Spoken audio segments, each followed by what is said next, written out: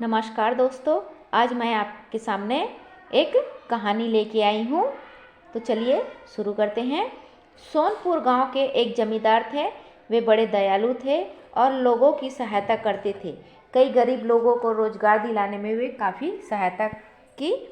एक दिन जमींदार के पास मनोज तिवारी नामक व्यक्ति ने आकर कहा, महोदय, मैं बहुत गरीब हूँ, धन कमाने के लिए मेरी सहायता कीजिए।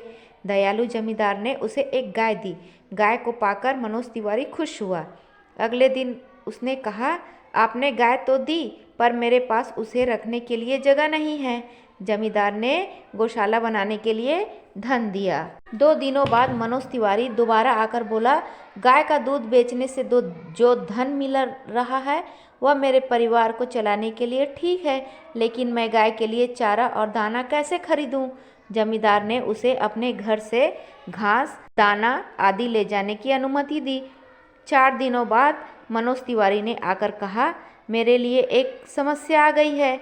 चूँकि मैं ऐसे काम करने का आदी नहीं हूँ, इसलिए मुझे रोज रोज बाजार जाकर दूध बेचने में दिक्कत हो रही है। जमींदार ने कहा, मैं खुद रोज तुमसे दूध खरीद लूँगा। 2 दिनों बाद मनोज तिवारी दोबारा अपना रोना रोने लगा कि महोदय, हम इतने दिनों से भीख मांगकर जी रहे थे, अब गाय का पालन पोषण करना, दूध दूहना और बेचना, इतना सारा काम करना मेरे लिए समस्या बन गई है। कुछ उपाय सुझाइए।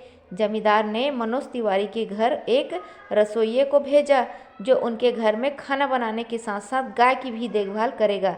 रसोइया इनके घर में खाना बनाता, उनकी आवश्यकताओं को पूरा करता और घर का काम भी कर लेता। अचानक दोपहर में मनोज तिवारी के घर 3 ब्राह्मण आए। उन्होंने कहा, जमींदार ने हमें आपके घर में भोजन करने के लिए कहा है। उनको लगा कि शायद आपको भोजन करने में कठिनाई होगी, इसलिए उन्होंने हमें आदेश दिया है कि हम आपके घर पर रहे और सारा भोजन दिन में 3 बार आपके बदले हम खाते रहे। इसे सुन मनोज तिवारी और उसकी पत्नी को अपने आलसीपन पर लज्जा हुई। शर्म के मारे उन्होंने अपना सिर झुका लिया। जमींदार के पास जाकर उन्होंने अपने आलसीपन की क्षमा याचना की। इसके बाद पति पत्नी ने खूब परिश्रम किया और वे हमेशा सुखी रहे।